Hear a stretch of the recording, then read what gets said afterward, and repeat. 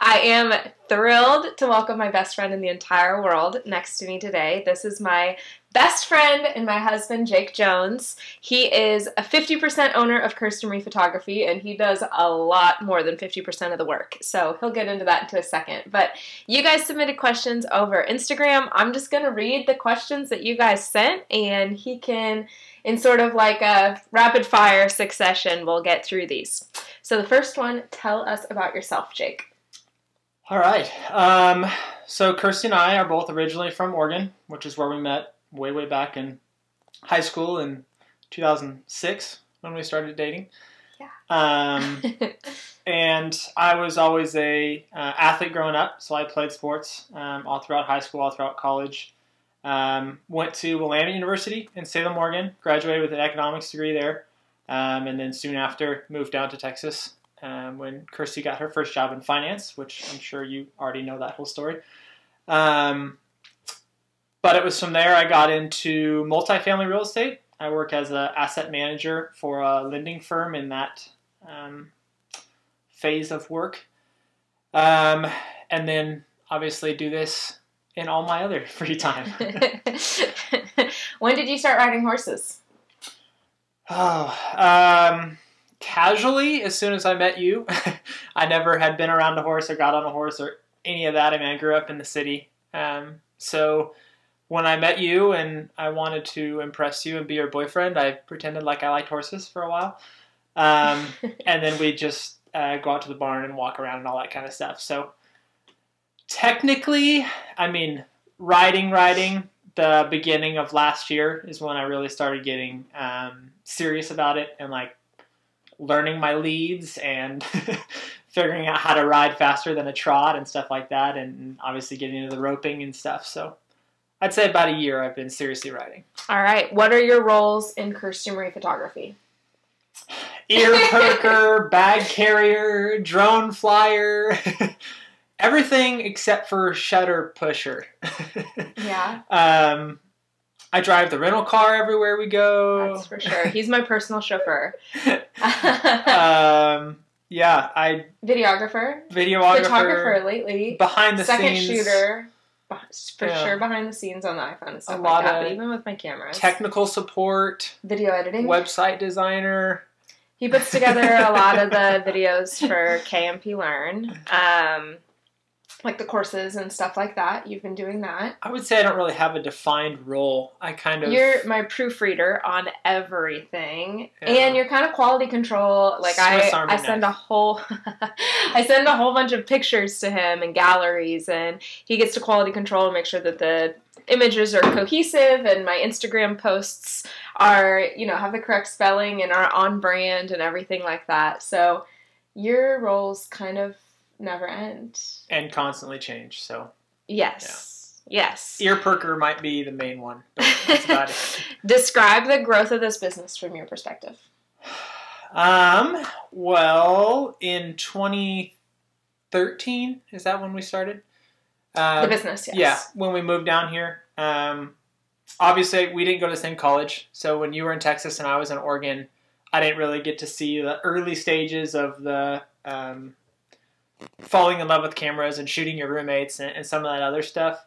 But I got to see, once we got an apartment in Dallas, kind of the corner of the guest room that started out as just a computer and your camera, and you would take some pictures on the weekends and come home and edit, and it was a fun side hobby for you. And then obviously it blew up fast and eventually became your full-time position. And so from a growth of the business, I'd say it was fast. It may feel like a long time or a lot of work for her, but from the outside looking in, there was a lot of times that I feel like she went from just recreational shooting to quote-unquote professional shooting in the blink of an eye. And that's kind of a testament to her drive in the business and her want to be full-time, and she willed it to happen. So it was wild and crazy. All right. How does it feel to be a part of the business? It's exciting. It's different every day. It's something that I am I don't consider myself artsy at all. I've kind of self-taught myself a lot of the video thanks to YouTube and every other resource we have out there these days. And honestly, even the pictures or videos that I do get compliments on, it's stuff that I have just observed her work for 10 years now and have like, I've become like a little mini me version of her. So maybe this is my like promo to KMP Learn. I've had a front seat to KMP Learn, yeah, for 10 years. It's just like rubbing off. So on if you ever notice any picture, this is probably a secret I shouldn't tell, but some pictures that she posts that aren't hers, they're actually mine. That's my That's true. aesthetic has become exactly what hers is because it's all I see. I don't really look at other photographers or watch other things. Like I'm just behind the scenes for her. So it's kind of morphed itself into I'm a mini Kirsty. Favorite trick to get yours forward? I would say my favorite item is a stick. I use the stick to do many different tricks. Sticks are versatile because they're everywhere. We're always shooting outside. There's always a stick. Do you bring stuff on the shoot with you? No. So that's where I was getting there. The sticks are always on the ground. They're always everywhere. When we first started this business, I was big into carrying 3 bags of squeakers and stick horses and loud object, anything that I could bring that I could potentially get that horse's attention with. And I found myself carrying those bags around and waving a stick or flipping my hat or things that I could find at the barn, like a broom or a stall pick or things that they're already there. I was wasting my time and energy carrying around those items. And so I've found personally that a stick is something that you can wave, you can hit against each other and make noise, you can go into the muzzle, come out. Like, it's a very lightweight, always accessible item that has many tricks. Okay. Silliest way you've gotten attention for the horse? Luckily, I don't have to watch myself get ears, so that's probably a good thing. The first thing that pops up in my head is, I don't even remember whose shoot it was, but there are certain horses like, I call it close-up magic, certain horses like distant magic, whatever their preference is, if they want you in their face or not. And we had a horse that, if I was within 30 feet of him, he was ears pinned the whole time. And so I found that if I was well off in the distance, and I'm talking like 100 yards off in the distance, he wanted to watch me.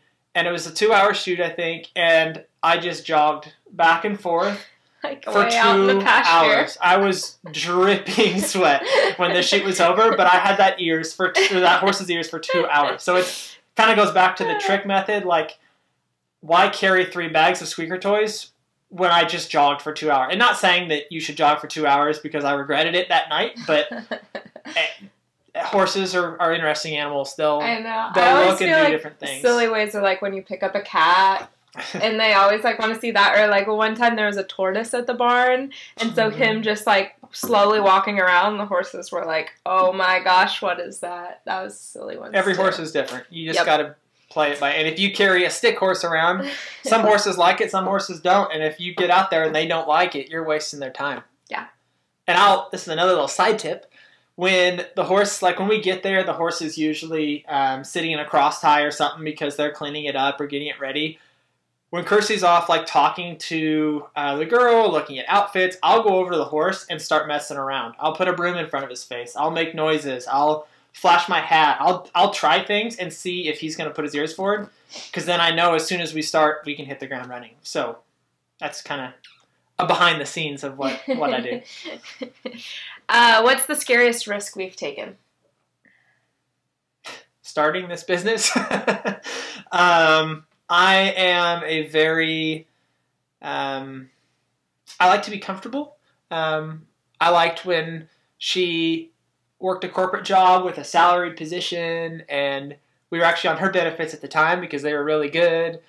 And being self-employed implies a lot of risks and a lot of for sure scary times, both good and bad. And I don't know, my personal job, the career I am in, my job is to literally manage risk. So when Kirsty first came to me and said she wanted to take this full time, it was kind of like, whoa, that's way too risky. So somehow she convinced me to go through with it.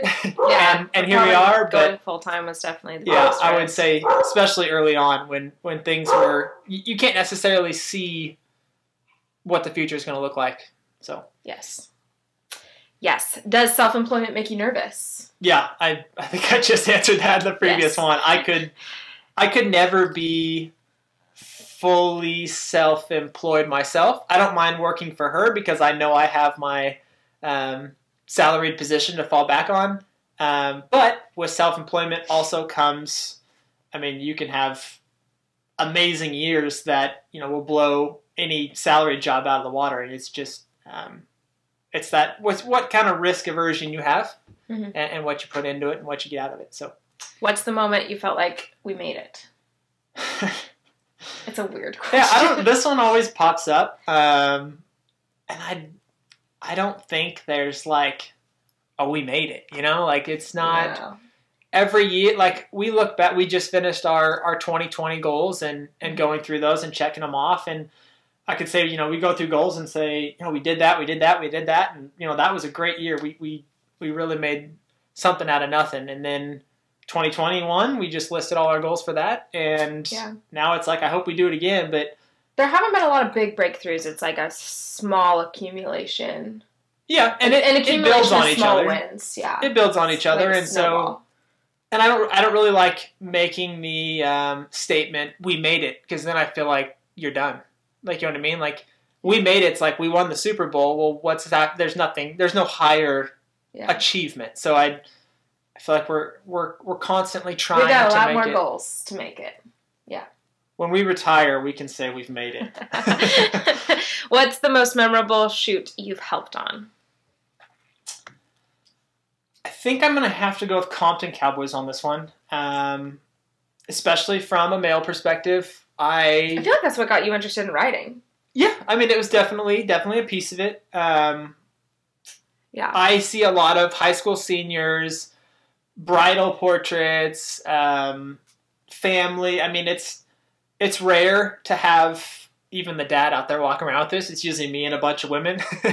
And so seeing the Compton Cowboys was cool because they had men and women out there, but lots of younger men that were very passionate about horses and marched to the beat of their own drum, I think is the best way to put it, because they were riding in Nike shoes. Yeah, I guess I should have. Going back to when I started getting into riding, when Kirsty first had me out there, I was riding in basketball shoes, shorts, and a t-shirt, usually. Yeah. Every once in a while, we'd strap spurs on the back of my basketball shoes, So it's like... Yeah. It was cool to kind of see that you don't need to necessarily conform to what everybody else is doing or wearing. Or, I mean, I don't wear shorts and basketball shoes anymore, so I guess I conform. It's not practical. Well, it's not practical. Yeah. You would be so beat up and hurt if you I learned that once you start riding a little bit that, jeans and boots provide some stuff. Comfort and protection that basketball shoes and shorts can't. So, yeah, I would say that the Compton Cowboys were a very cool and memorable experience for me. Okay, I thought this was a funny question. How can I convince my husband to be an assistant? Is the question. Food. I know. I pay him in Dairy Queen blizzards on the way home from a shoot. And that's not a lie. He's food motivated. That's not a lie. Since 2013, she will still come to me and be like, hey, I have a shoot on Saturday. There's a Dairy Queen on the way.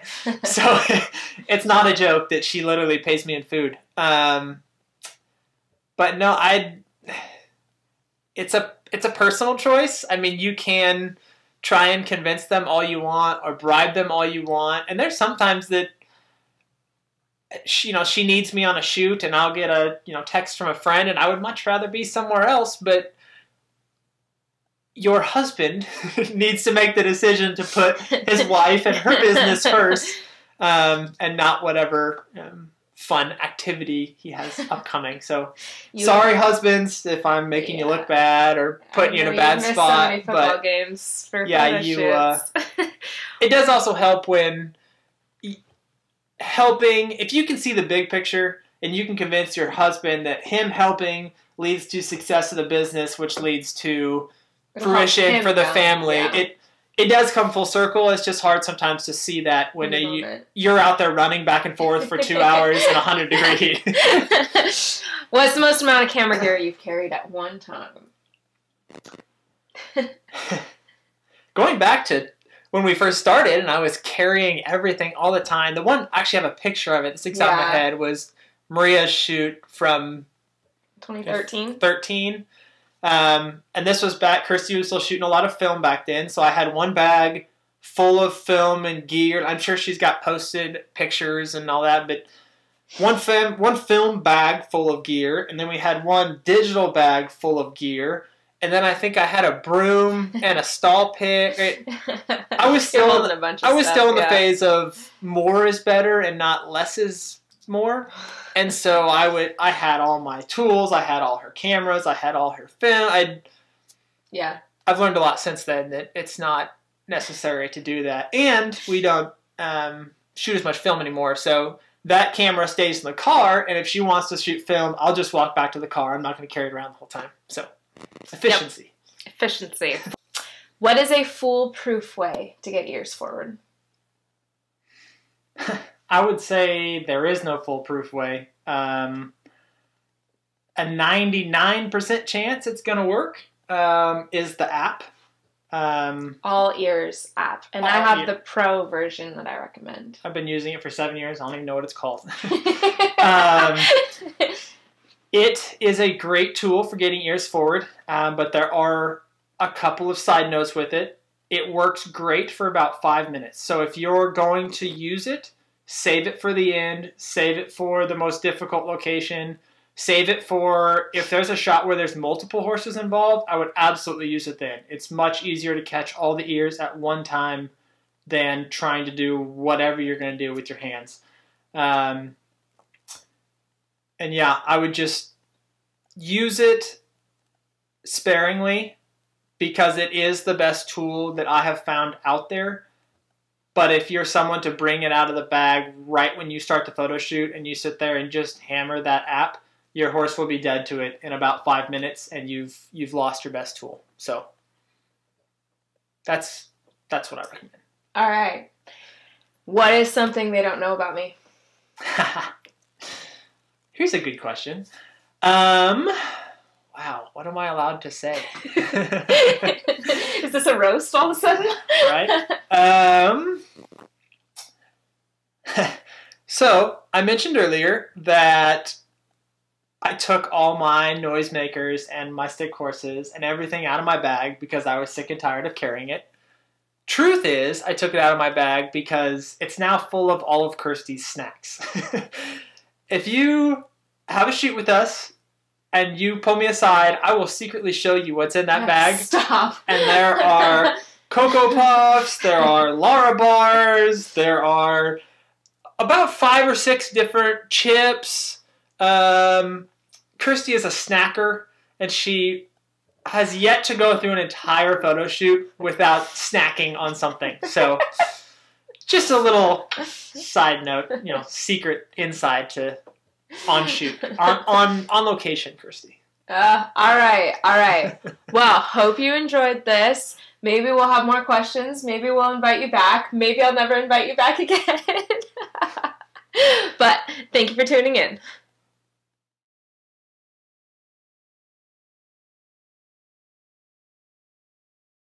Are you excited? Am I looking at the camera or am I looking at you? You can look anywhere you want to. Okay. I'm so excited to have my favorite person in the entire world. This is my best friend. This is my husband, Jake. And you guys had submitted questions on Instagram, so I'm just going to fire away. You should probably start over. I'm not starting over. Go. No, a stick is something that... How am I going to do this? I don't know, but I have a call soon. You gotta do it. Tell me about yourself. Oh, hold on, my hands were down the whole time. Tell me about yourself. Well, first of all, I'm 6'2", which is ridiculous that you have this seating arrangement that you're sitting on your feet, and I have to sit in this little tiny chair, and we look the same size today. What is something they don't know about me? How about the fact that there's 2 dogs sitting back here every time you film one of these videos?